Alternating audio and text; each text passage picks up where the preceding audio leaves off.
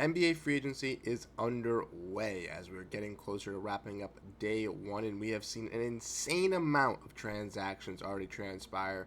Players going to new places, players re-signing on some deals, and it's very, very interesting to see how the NBA landscape is going to shape up from this. So we're going to dive in and explore every move that went down today and ultimately ranking my thoughts going alongside that. If you missed our previous videos going over the trades and signings from the previous days, definitely go check those out. But in today's episode, we're going to be diving in and going everything so far that has happened at midnight on July 1st.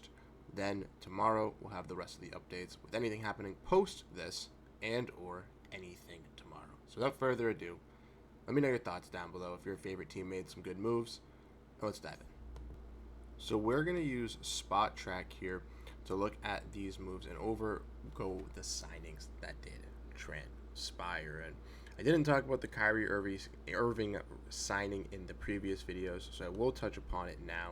Kyrie Irving going back to the Dallas Mavericks here on a pretty solid deal, a 3-year deal, $119 million, which is very solid for Kyrie Irving. For the Dallas Mavericks, they also made some other moves today where they went out and brought in a guard in D'Angelo Russell on a 2-year, $11 million deal to be that salary filler point guard. They had been linked to be wanting to do that, and they did that today as well, bringing in both of those guards. We'll have to see what else Dallas does. They're out on the market, maybe in some trades with some of their front court or center positions. But overall, Dallas, I think, did pretty solid. Sticking in that division, I'll talk about one of the teams that I think was a clear-cut winner and is a clear favorite in the Western Conference now to win a championship, and that's the Houston Rockets. They re-signed Fred VanVleet on a 2-year, $25 million deal. They traded for Kevin Durant and didn't give up many assets. But not only that, they signed Dorian Finney-Smith to a 4-year, $53 million deal.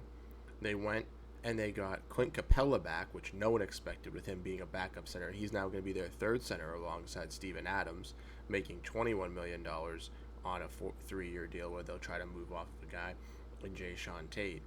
And the Rockets went out and brought back veterans Jeff Green, Aaron Holiday, and Jae'Sean Tate back on this roster on deals. They also extended Jabari Smith, like I mentioned. They still might be having some talks revolving around Cam Whitmore. Besides that, this Rockets team is truly stacked in the Western Conference. A lineup of Fred VanVleet, Amen Thompson, Kevin Durant, Jabari Smith, Alperen Sengun, with now the ability to run Sengun at the 4 or to have and play him alongside Capella or Steven Adams and have them both as backup bigs. And you also have Tari Eason. You also have Cam Whitmore, like I mentioned, Dorian Finney-Smith, Reed Shepard. This team is incredibly deep, and it's going to be very interesting to see what they do this season. And then sticking in that division once again, the Memphis Grizzlies were a very active team today. They went out and brought back Santi Aldama on a 3-year, $52 million deal. They picked up Ty Jerome on a 3-year, $27 million deal. And then they also signed an extension with Cam Spencer on 2-year, $4.5 million, and also with Jaren Jackson on that Supermax. So that's very interesting as well for the Grizzlies trying to rework this roster around John Morant and Jaren Jackson with their new young core. And I think they're going to be a little slightly worse than this season, but still a fun, interesting team in the Western Conference. The Pelicans, since we're sticking in the Southwest, also made a move here where they went up and, where is he? There he is. Kevon Looney on a 2-year, $60 million deal. Don't know what the Pelicans are cooking up. Now they have another center added to Derek Queen and Zion, who can both play the 4 but also play the 5, and Yves Missy and Carlo Makotovic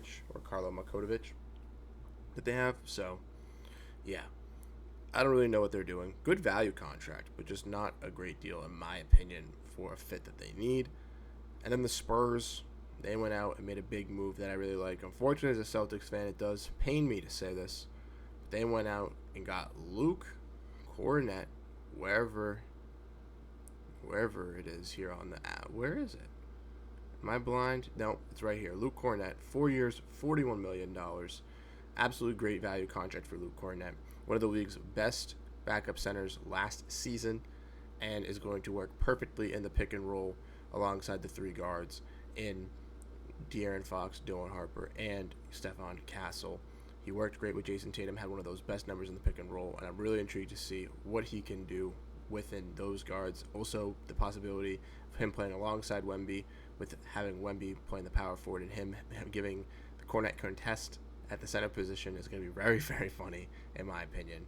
I think he's going to thrive in this system, and they definitely need a backup center, a good quality one as well, because when Wemby's out the floor, they stink, and he's going to be great. So overall, in the Southwest Division, so far from what we've seen, the Spurs went and got a backup center, which I really liked. The Rockets added so much depth in all these pieces. The Mavericks added D'Angelo Russell. The Pelicans added a center. And the Grizzlies reshaped their roster with a bunch of extensions, bringing back some key guys. So the Southwest Division is now complete. Let's dive in and talk about another one. Alrighty, now looking at the next division here, let's talk about the Central one, or a Southeast one, because they have a team here in the Hawks that was also busy today. They did a sign and trade with Nickeil Alexander-Walker, 4 years, $62 million, a great value deal for the 3-and-D wing that's going to be an immediate impact alongside Trey and Dyson Daniels. You want defense and impactful defensive switchable guards for Trae Young so he can be insulated. You tried that with DeJounte Murray, it didn't work. Now this is what you want. Dyson Daniels and Nickeil Alexander-Walker, this is the perfect fit.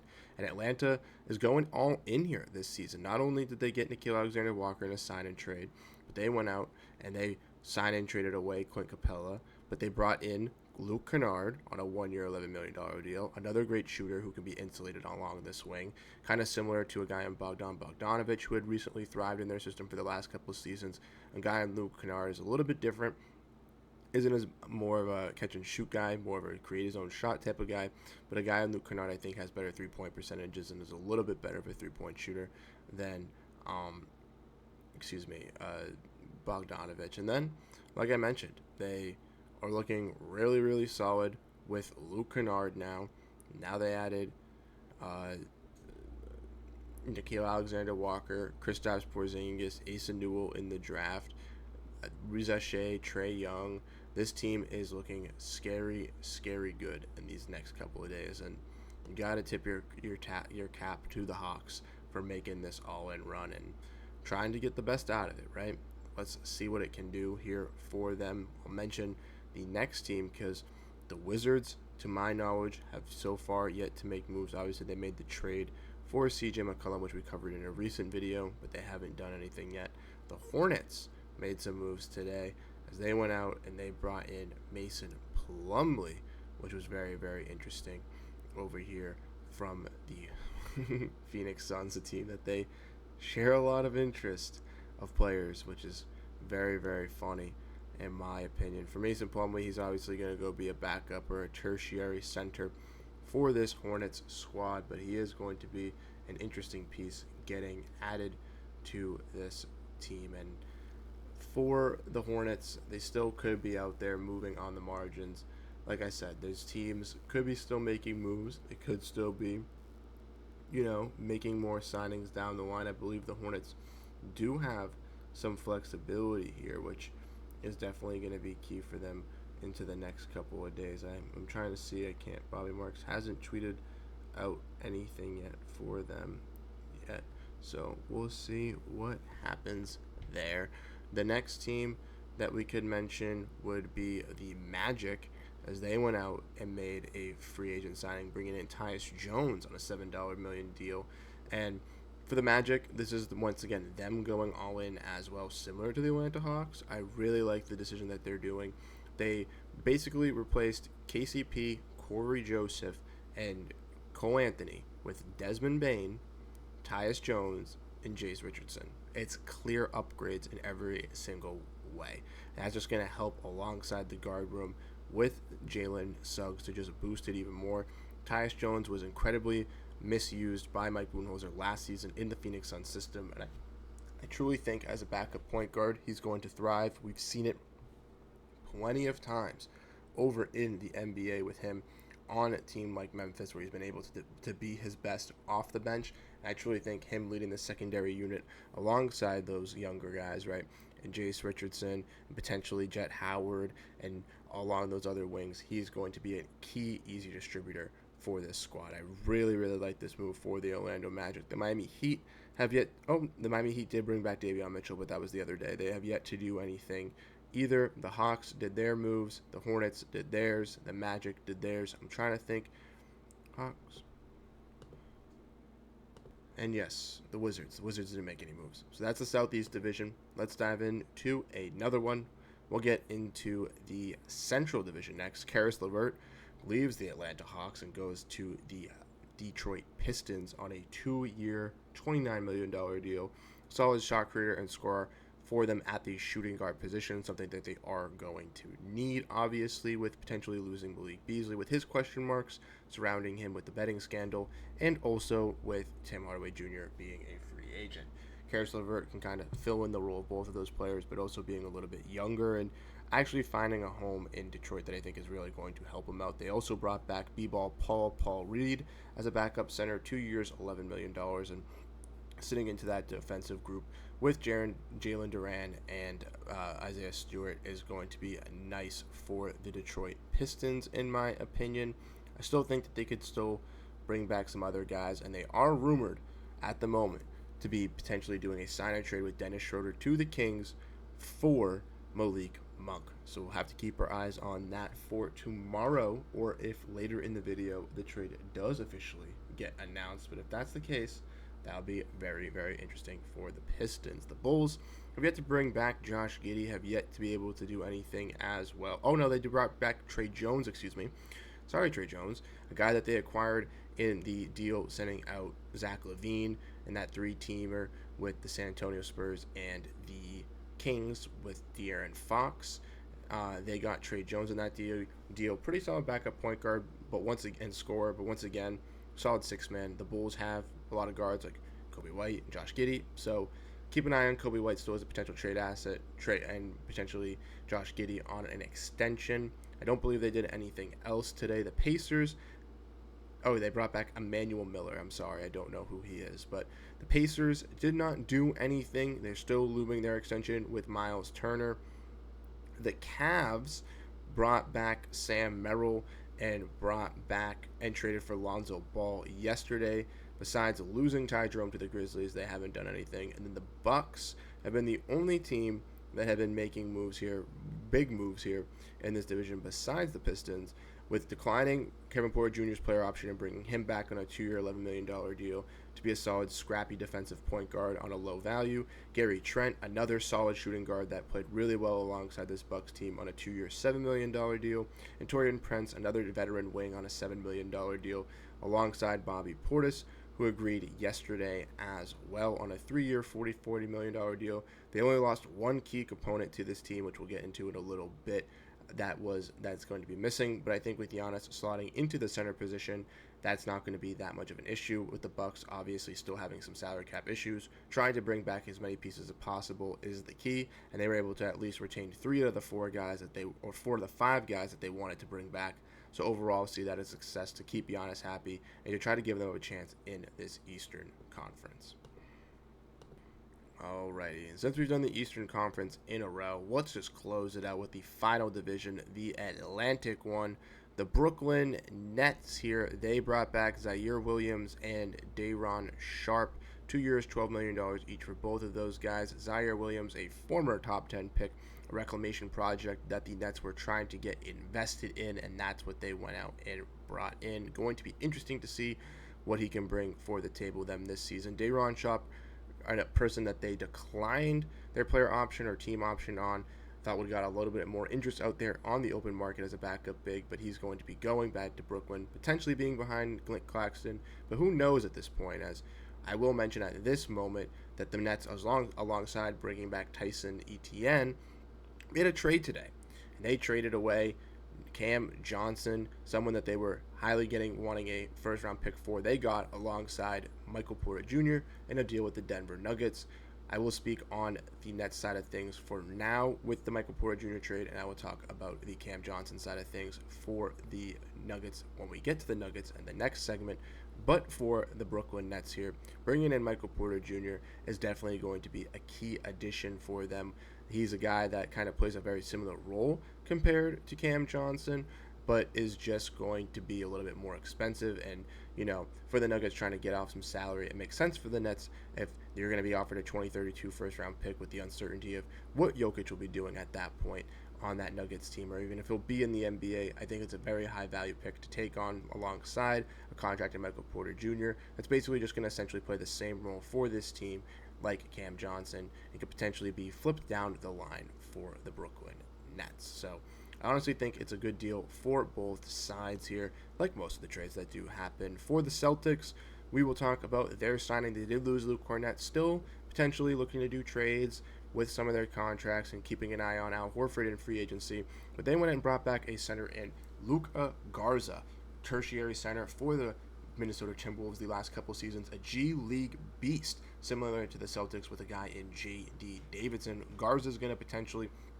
come in, try to be one of those high-flying centers that the Celtics take a flyer on, similar like a guy in Luke Kornet, guys like Neemias Queta and Xavier Tillman. But definitely keep an eye out for the Celtics in the free agency market revolving Al Horford, and if they try to bring him back, and if not, them still trying to get out a center via trade, because Luka Garza, Xavier Tillman, and Al Horford is not going to be enough for the Boston Celtics. Then we'll dive in and talk about the Knicks. They have not gotten this deal done official, but at the moment they are expected to get a guy in Jordan Clarkson once he clears waivers with the Utah Jazz. I think that's a pretty solid fit on a veteran minimum contract as a 3-and-D shooter guy alongside Jalen Brunson, and can play a very similar role within this team of plugging and playing like a guy in Josh Hart, which I think is really cool, not only for that, but the fact that they used to play on the Lakers and now are reunited once again with the New York Knicks. The Raptors brought back Garrett Temple yesterday, but besides that, once again, have yet to fail to make a move because, unfortunately, no one wants to play in Toronto. Next, we'll talk about the Sixers. The Sixers made some moves, declining and bringing back some team option guys, but they brought back Justin Edwards, and then they signed Trendon Watford from the Nets, who declined his option on a 2-year, $5 million deal. He's apparently really good friends with Tyrese Maxey, so that's making one of your future superstar players happy, but also getting a pretty solid shot blocking, wing defending power forward that is, I think, a true need for the 76ers, as I truly don't think they have a true power forward in their building at this point. So taking a flyer on a guy who could potentially be that rotational piece for you, or at least maybe even key rotational piece potentially, but even a starter in the future, or as a low end guy, I think is kind of cool for Trendon Watford. And then we talked about the Nets, talked about the Knicks, talked about the Celtics, talked about the Raptors. That is all 5 teams in the Eastern Conference, and that closes that chapter out.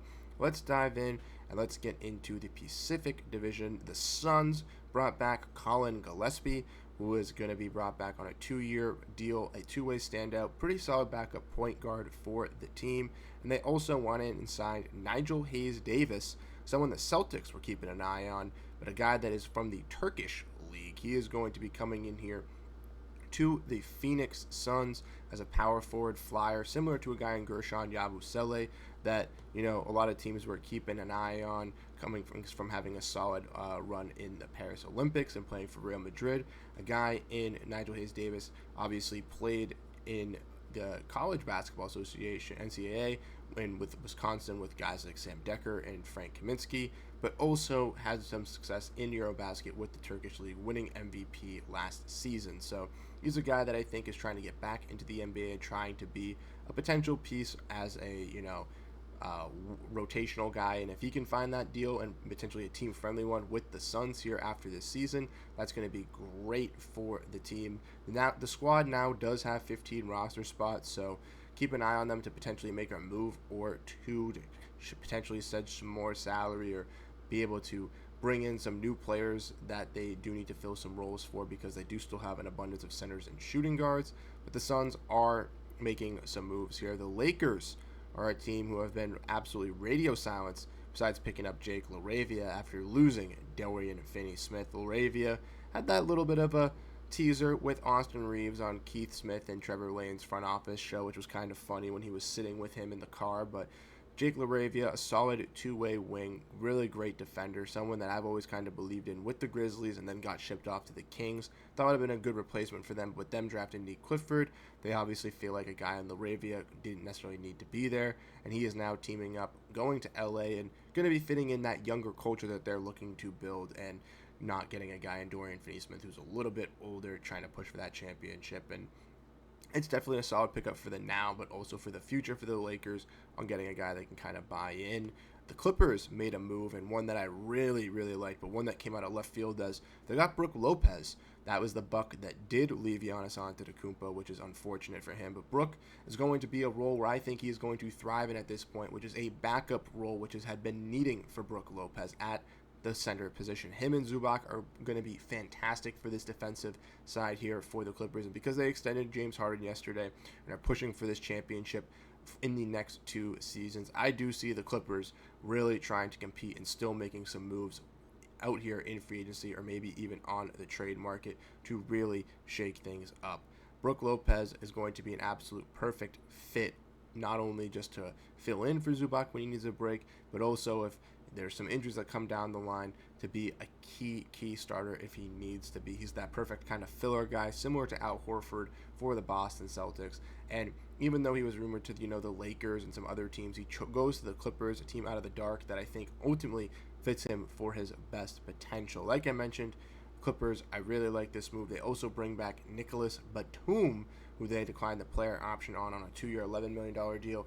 We all know Batum fits perfectly for this Clippers team. He has these random moments where he goes off for them, hits some big-time shots, and that's what you're going to be expecting for Batum with this Clippers team going into next season. The Warriors lost Kevon Looney, but have yet to make a move so far here in free agency. The Lakers, like I mentioned, made the Jake LaRavia one. The Clippers made their moves.